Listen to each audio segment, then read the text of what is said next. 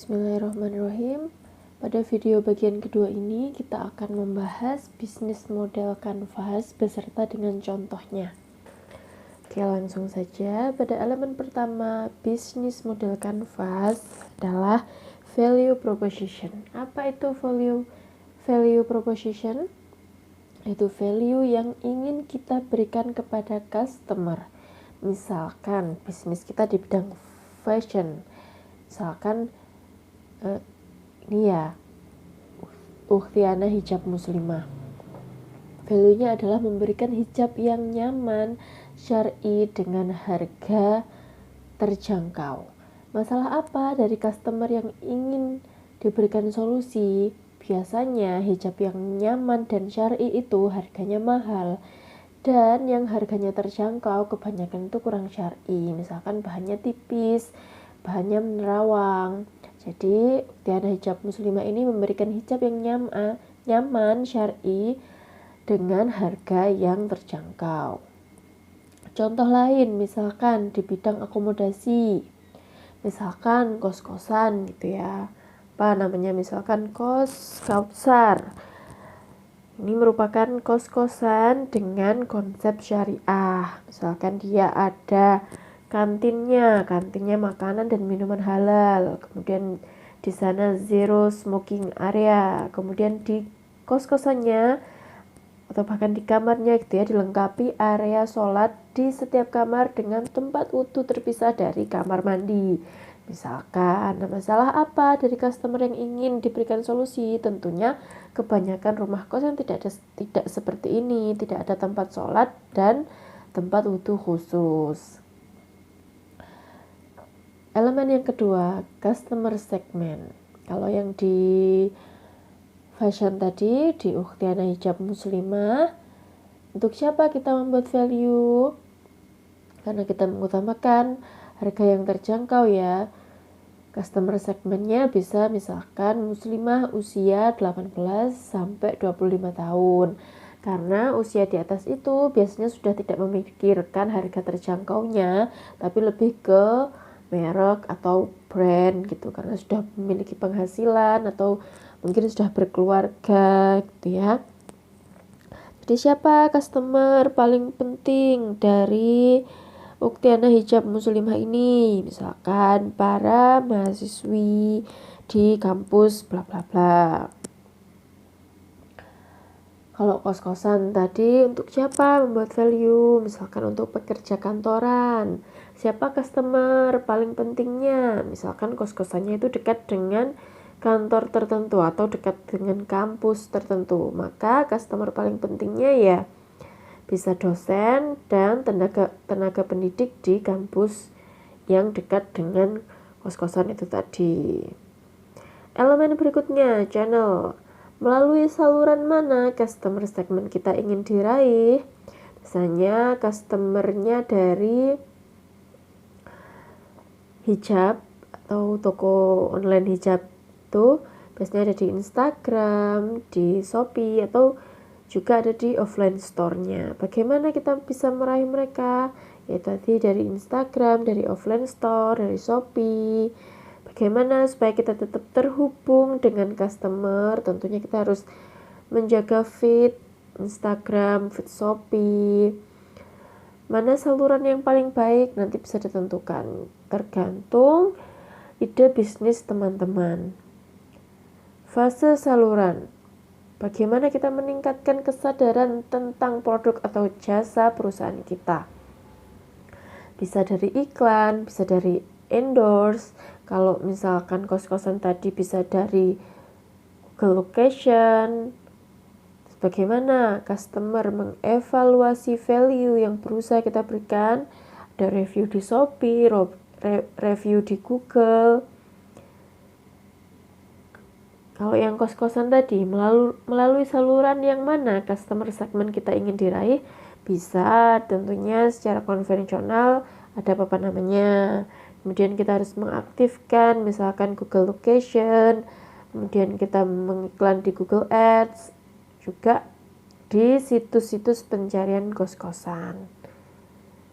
Ya, bagaimana kita meningkatkan kesadaran tentang produk atau jasa perusahaan kita, bisa dari Google, bisa dari website atau blog yang tadi yang cost capture-nya ya. Evaluasinya bisa dari review di Google. Oke, lanjut. Elemen berikutnya, customer relationship. Tipe hubungan seperti apa yang diharapkan oleh customer segmen kita untuk membangun dan memelihara hubungan dengan mereka. Contohnya yang Uktiana Hijab Muslimah, bisa dari WhatsApp. WhatsApp-nya ada customer service-nya. Asistensi personal, ya. Ada customer service kalau misalkan mau tanya-tanya produknya, ukurannya, bahannya, kemudian pengirimannya pakai jasa apa, atau bisa dari self service karena semua kalau di Shopee semuanya sudah ada di deskripsi, biasanya langsung check out ya.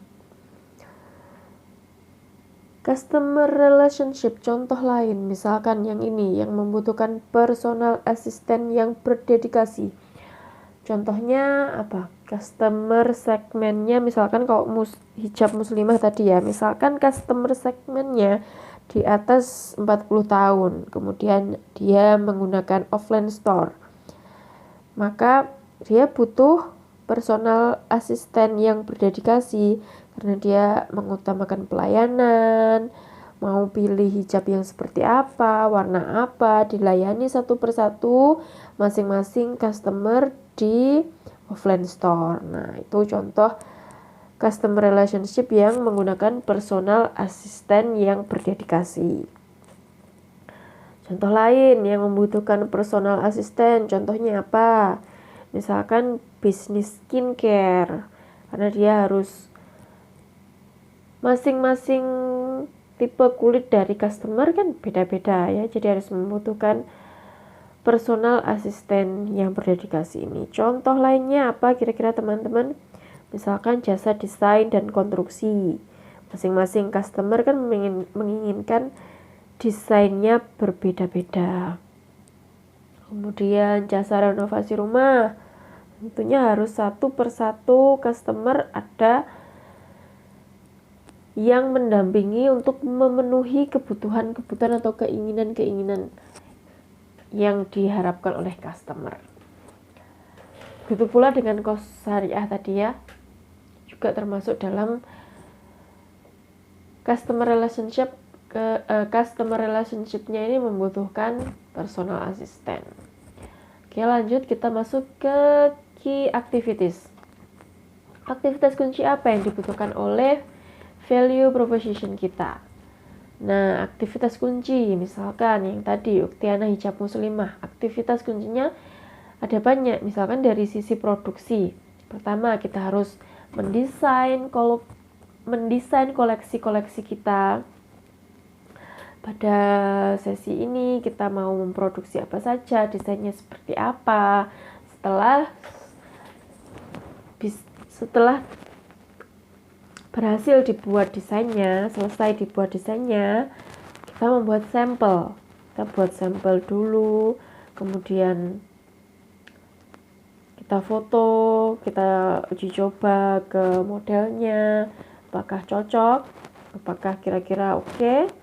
Kalau sudah oke, kita produksi. Baru produksi, apakah produksi langsung banyak, apakah produksi sedikit dulu. Kemudian kita masuk ke pemasarannya. Kemudian nanti masih ada beberapa pemecahan masalah dan lain sebagainya ya. Kemudian key resources-nya. Sumber daya utama apa yang dibutuhkan oleh proposisi nilai kita. Tentunya kalau bisnisnya di bidang fashion, hijab muslimah tadi, kita butuh produk, kita butuh kain untuk membuat produk itu, kita butuh penjahit, kita butuh admin live IG, live Shopee, ya kan? Kita butuh customer service, kita butuh, kalau misalkan offline kita butuh kasir yang di toko. Kemudian berhubungan dengan elemen selanjutnya, key partners. Siapa partner atau mitra kunci kita? Tentunya kita butuh konveksi. Ini kita contohkan yang bisnis hijab muslimah tadi ya. Kita butuh bermitra dengan konveksi. Kita butuh bermitra dengan pabrik kain. Misalkan kita butuh sumber daya utama mana yang kita dapatkan dari mitra. Karena kita bermitra dengan konveksi, tentunya sumber daya yang kita dapatkan dari mitra adalah penjahit.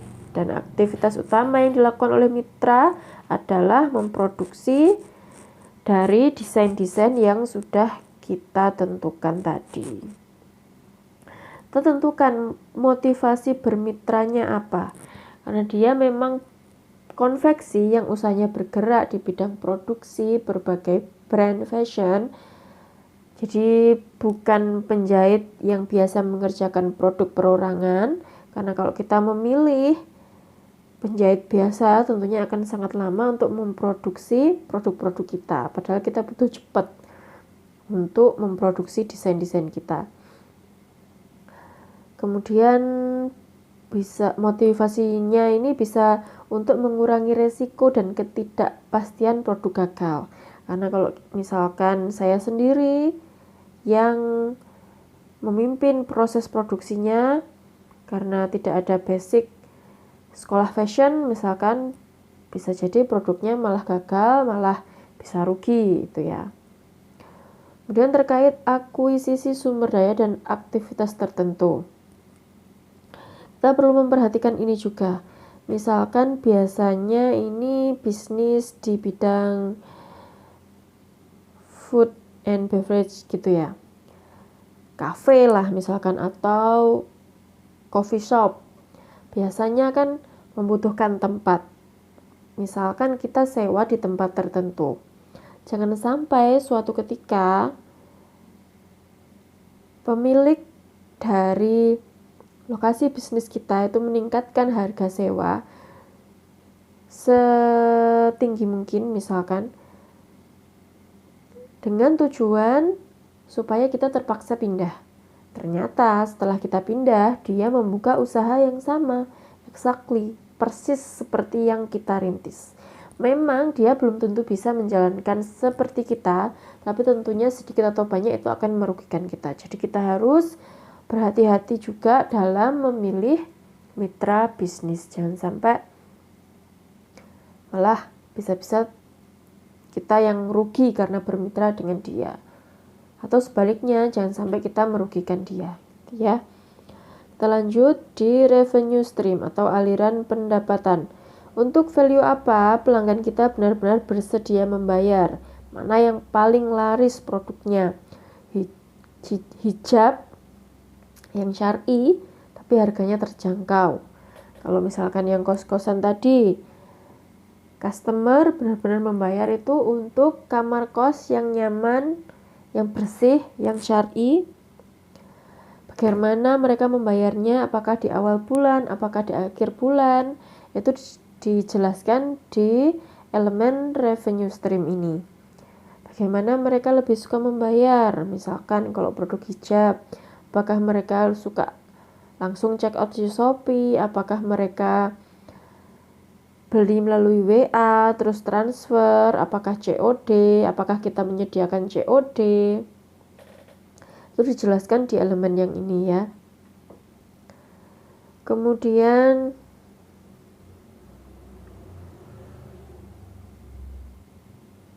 ya ini contoh-contoh tipe-tipe penjualan aset. Misalkan kalau bisnisnya properti, maka dia dapat revenue stream dari penjualan aset. Kalau revenue streamnya dari biaya pemakaian, misalkan ya kos-kosan itu tadi, biaya subscribe, misalkan gym khusus wanita gitu kan, dia harus bayar bayar keanggotaan gitu ya. Atau kalau subscribe itu lebih ke kayak aplikasi kesehatan, aplikasi membaca buku online, biasanya kan ada biaya subscribe-nya atau biaya langganannya. Contoh berdasarkan fixed pricing dari daftar harga. Misalkan yang kos-kosan tadi, kamar A harganya sekian, kamar B harganya sekian. Atau misalkan kalau kita berjualan hijab tadi, tergantung volume, misalkan kita memberikan harga grosir untuk pembelian sejumlah sekian. Nah, hal-hal seperti itu kita jelaskan di elemen revenue stream ini. Kemudian di elemen struktur biaya apa saja? Apa biaya terpenting yang melekat dalam model bisnis kita? Biaya terpentingnya pada biaya untuk memproduksi hijab-hijabnya. Sumber daya utama mana yang paling mahal? Misalkan gaji pegawai. Aktivitas kunci mana? Misalkan yang paling mahal. Kalau misalkan kos-kosan tadi yang paling mahal di pembangunan kos-kosannya misalkan, atau pembelian tanahnya. Apakah bisnis kita lebih ke cost driven atau didorong oleh biaya? Nah, ini yang tadi hijab syar'i tapi terjangkau. Kayak gitu kan termasuk bisnis ini lebih ke cost driven. Kalau apakah bisnis kita lebih ke value driven atau didorong oleh nilai? Contohnya yang kos-kosan syar'i tadi, karena dia berfokus pada penciptaan nilai premium. Bisa dibilang premium ya, karena dia customer segmennya pekerja kantoran, kemudian kos-kosannya bersih, harganya sekian, bisa masuk di ini, termasuk value driven ini. Skala ekonomi dan economic scope tadi sudah saya jelaskan di video yang pertama juga. Skala ekonomi, pengurangan biaya rata-rata produksi digunakan untuk menambah total produksi dalam jenis barang yang sama. Misalkan satu rol kain itu untuk memproduksi hijab saja, maka biaya produksinya kan untuk satu hijab menjadi lebih murah. Tapi kalau yang economic of scope ini, penurunan biaya rata-rata produksi akan digunakan untuk memproduksi dua jenis atau lebih barang. Maka dalam perusahaan akan ada keragaman hasil produksi. Jadi satu rol kain akan digunakan untuk memproduksi hijab, rok, dress, outer, blus, dan lain-lain. Cuman biaya produksi per itemnya tidak akan semurah kalau misalkan satu rol semuanya untuk memproduksi hijab saja dengan jenis yang sama. Karena nanti itu akan masuk ke perhitungan biaya produksi dan akan untuk menentukan harga produk ya. Itu masuk di struktur biaya ini. Jadi gini teman-teman, tugas bisnis model Canvas ini akan teman-teman presentasikan lagi di akhir semester. Mempresentasikan apa? Mempresentasikan progresnya. Jadi tidak harus sudah berjalan dan melakukan penjualan. Yang dinilai bukan seberapa besar hasil penjualan teman-teman, tetapi ide dan value proposition dan progres-progres yang sudah kalian lakukan. Progres ini seperti apa? Contoh dalam bisnis fashion tadi, maka teman-teman butuh partner untuk produksi. Jadi presentasi progres teman-teman ini bisa berupa misalkan daftar konveksi yang bisa mewujudkan desain-desain dan mewujudkan desain-desain yang teman-teman inginkan. Karena konveksi ini kan juga tidak sembarangan ya. Ada konveksi yang khusus baju olahraga, konveksi khusus jaket. Kita harus menentukan dan menemukan konveksi yang bisa mewujudkan desain yang kita inginkan. Nah, proses menemukan konveksi yang bisa mewujudkan desain inilah yang bisa masuk dalam penilaian, termasuk dalam progres ini. Misalkan lagi daftar supplier kainnya, daftar pabrik kain yang bisa supply kain-kain yang diperlukan oleh bisnis kita. Karena satu jenis kain saja, misalkan chiffon, ada chiffon diamond, ada ceruti, diamond sendiri ada diamond Italiano, Diamond, Georgette, dan lain-lain ya. Katun, ada katun rayon, katun Jepang, katun lokal. Terus sekarang ada yang lagi hits itu apa? Knit, crinkle, macam-macam ya. Kan kita juga harus menentukan, biasanya bahkan di satu roll kain yang sama, jenis yang sama, dari supplier yang sama, ketika kita sudah beda tanggal produksi, itu pun sudah bisa berbeda kualitasnya, berbeda warnanya, sama-sama hitam tapi beda derajat, padahal itu misalkan yang terlaris dari penjualan kita sebelumnya. Hal-hal seperti itu akan kita temui. Terus kalau misalkan teman-teman bisnisnya di fashion tapi tidak produksi sendiri, maka teman-teman bisa membuat daftar suppliernya, daftar distributor, agen hijab yang stoknya aman sehingga teman-teman bisa menjangkaunya. Terus kalau misalkan idenya kos Kausar tadi, kos syariah tadi, teman-teman progresnya bisa membuat daftar, misalkan daftar lokasi tanah yang bisa atau prospek untuk dibangun kos-kosan. Misalkan teman-teman bisnisnya apalagi, boleh bebas ya, tidak ada yang salah teman-teman. Namanya masih ide bisnis, namanya aja ide. Teman-teman belajar merencanakan bisnis berbasis teknologi informasi. Pelaksanaannya bagaimana, persaingan bisnisnya bagaimana, tidak kita bahas dalam mata kuliah ini. Nanti teman-teman masih ada mata kuliah lain, mata kuliah pemasaran syariah, mata kuliah studi kelayakan bisnis, dan masih banyak yang lainnya ya. Di mata kuliah ini teman-teman lebih menekankan ke ide bisnisnya, value propositionnya, dan utamanya karena ini mata kuliah teknologi informasi bisnis, ini lebih menekankan pada teknologi informasi yang digunakan dalam menunjang bisnis yang masih berupa ide itu tadi. Contoh lain, misalkan teman-teman merencanakan untuk membuat tos serba syariah, misalkan namanya Al-Fatihah Mart, minimarket dengan desain modern, harga kelontong. Masalah apa dari customer yang ingin kita berikan solusi?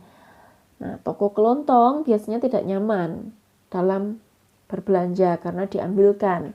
Tapi kalau di minimarket modern, harga produknya sangat mahal.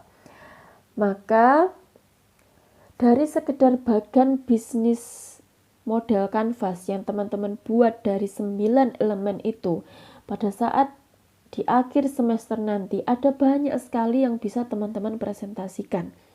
Misalkan apa saja produk yang akan dijual, di mana akan dijual, misalkan online di marketplace mana saja, bagaimana cara optimasi online-nya, karena di semester ini kita akan membahas berbagai hal seperti Google for Business, social media for business, e-commerce, website for business, termasuk juga nanti kita menyinggung masalah fintechnya, aplikasi-aplikasi penunjang bisnisnya, misalkan aplikasi kasir online, aplikasi desain, edit foto. Dari semuanya itu mana yang terbaik yang bisa digunakan untuk mengoptimalkan bisnis kita, bisnis yang masih ide tadi. Kalau misalkan offline di mana, apakah kita sewa, apakah membeli lokasi dan membangun gedung baru untuk membuat tos serba itu, dari mana supplier dan distributornya, pencatatannya, penggunaan teknologi atau aplikasi apa, berapa modal yang dibutuhkan, berapa lama modal akan kembali, berapa keuntungan yang bisa didapatkan. Tentunya itu banyak sekali dan ini butuh proses dan tidak mudah. Jadi sekali lagi yang dinilai dari mata kuliah ini bukan apakah bisnis ini sudah berjalan atau belum. Teman-teman secara berkelompok berprogres. Nanti setelah presentasi progres di akhir semester, teman-teman akan saling menilai teman satu kelompoknya sendiri-sendiri secara tertutup. Dilaporkan ke saya. Jadi silahkan teman-teman saling support untuk tugas kelompok. Ini tugas kelompok ya. Jangan dikerjakan secara individu, Jangan pula menyerahkan tugas ini pada teman sekelompok kita, karena ini adalah tugas kelompok, semuanya berkontribusi. Buat ide bisnis dengan nilai-nilai yang mengandung kebermanfaatan. Ide tidak ada yang salah, karena kita di sini untuk belajar, bukan untuk merugikan siapapun. Jangan takut untuk memiliki ide. Siapa tahu suatu hari, semoga ya, ide brilian teman-teman ini, baik ide bisnis maupun ide teknologi informasi yang dimanfaatkan untuk mengoptimalkan suatu bisnis itu bisa terwujud dan bisa memberikan nilai-nilai yang berguna dan bermanfaat bagi kita sendiri tentunya dan juga untuk masyarakat. Itu ya teman-teman, amin ya rabbal alamin. Wassalamualaikum warahmatullahi wabarakatuh.